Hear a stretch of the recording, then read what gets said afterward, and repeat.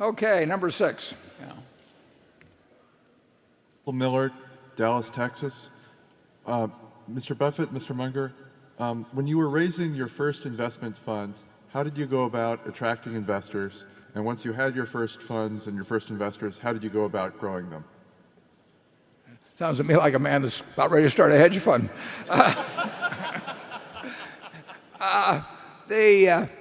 In my case, I'd moved back here from New York in March or so of 1956, and a few members of my family said we'd like you to manage our investments just like I did when I was selling securities out here before I went to New York. And I didn't like being in the securities selling business, partly because if I sold somebody a stock at 20 and it went down to 10, I wanted to buy more, but I couldn't face the idea of people that had bought it at 20 and based only on confidence in me, not because they understood it, and now they were feeling depressed. And it just wasn't very satisfactory. I could not do as well managing money if people were watching every decision as I could if I did it in a room all by myself. So I just told these 7 members of the family, one of them actually was my roommate in college and his mother, they came in also. I said, if you'd like to join up in a partnership, I'm not going to tell you what's going on, but I will tell you that I will be doing with my own money what I'm doing with yours. Later on, I put all my own money in. And it just was very slow. A few months later, Graham Newman that I'd worked for was liquidating, and a fellow named Homer Dodge asked Ben Graham what he should do with the money he was getting out of Graham Newman. He said, this kid used to work for me and he's okay. And so he came out and went in with me, and another fellow late in the fall had seen the notice of partnership formed in some legal paper, and he said, what's this? And came in with me. And we just stumbled along. And for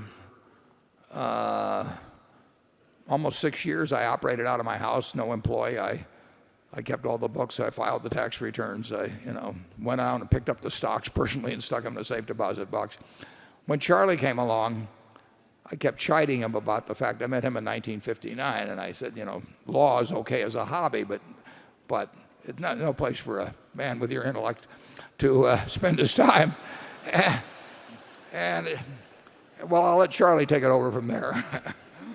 It actually took me a long time to leave what it was a family business.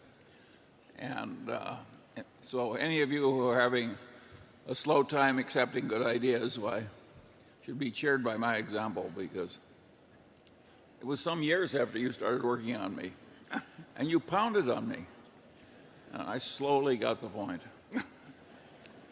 And he was asking about attracting money. Well, of course, it helps if you conducted yourself in life so that other people trust you. And then it helps even more. Is he explaining why I was so slow and he was so fast?